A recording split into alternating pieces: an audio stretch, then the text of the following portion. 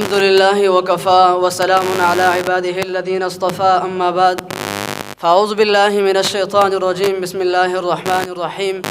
إنما يخشى الله من عباده العلماء وقال النبي صلى الله عليه وسلم العلماء ورثة الأنبياء أو كما قال عليه الصلاة والسلام۔ کچھ اہل ستم کچھ اہل حشم میں خانہ گرانے آئے تھے، کچھ اہل ستم کچھ اہل حشم میں خانہ گرانے آئے تھے، دہلیز کو چھوم کر چھوڑ دیا، دیکھا کہ یہ پتھر باری ہے، زخمی بدن گلزار سہی تم اپنا شکستہ تیر گنو، زخمی بدن گلزار سہی تم اپنا شکستہ تیر گنو، یہ اہل چمن کہہ دیں گے یہ بازی کس نے ہاری ہے۔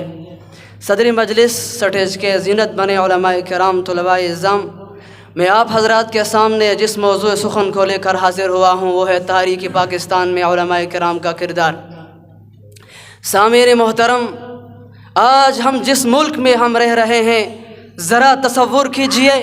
14 اگست 1947 کو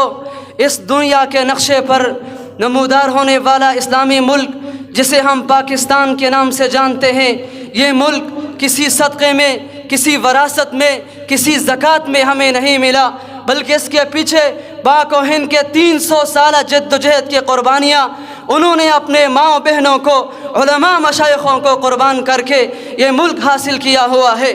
در حقیقت اس ملک کی بنیاد اس وقت پڑ چکی تھی جب 18 سالہ نوجوان محمد بن قاسم حق کی یلغار کو لے کر سندھ کو فتح کرتا ہوا ملتان تک کے علاقوں میں اسلام کا بول و بالا کرتا ہوا نظر آتا ہے۔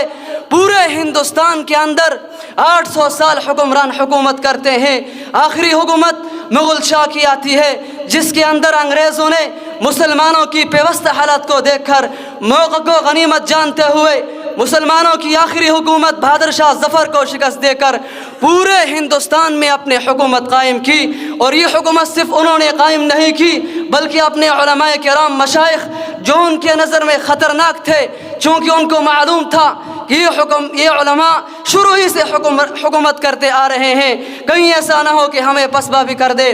چنانچہ ہندوؤں کو ملا کر ہندوؤں کی سرپرستی میں مسلمانوں کو ذہنی اور دماغی ہر اعتبار سے غلام بنانا شروع کر دیا۔ سامعین محترم، 1906 کے اندر مسلم لیگ کا قیام ہوتا ہے جس کی بنیاد بھی انہی علماء کے کہنے پر مسلمان سائنسدانوں نے رکھی۔ یہی علماء تھے، یہی مشائخ تھے۔ آپ تنقید کرتے ہو علماء پر، زبانیں بند رکھو، تم کہتے ہو مولویوں نے کیا کیا ہے، ارے جاؤ حسین احمد مدنی کو دیکھیے، آپ انگریز کی عدالت میں کھڑے ہوتے ہیں، انگریز جج پوچھتا ہے آپ نے فتویٰ دیا تھا کہ انگریز کی فوج میں بھرتی ہونا حرام ہے، فرمایا دیا کیا ہوتا ہے، اب دیتا ہوں، دیتا رہوں گا جب تک حسین احمد مدنی کے منہ میں زبان باقی ہے، سینے میں قرآن باقی ہے، میں کہتا رہوں گا کہ انگریز کی فوج میں بھرتی ہونا حرام ہے، حرام ہے۔ مولانا جوہر قدموں میں گر پڑے، حضرت بیان بدل دو، فرمایا جوہر بیان بدلوں ایمان بدلا جائے گا۔ انگریز پوچھتا ہے تمہیں پتہ ہے ایسی بغاوت والی تقریر کی سزا کیا ہے؟ اس نے کہا مجھے نہیں معلوم، تم بتاؤ۔ اس نے کہا ایسی بغاوت والی تقریر کی سزا تختہ دار پانسی ہے۔ حضرت نے سفید کپڑا نکالا، عدالت میں یوں لہرایا، فرمایا تمہیں معلوم ہونا چاہیے جب میں دارالعلوم دیوبند سے آ رہا تھا 7 کفن بھی لے کر آیا تھا۔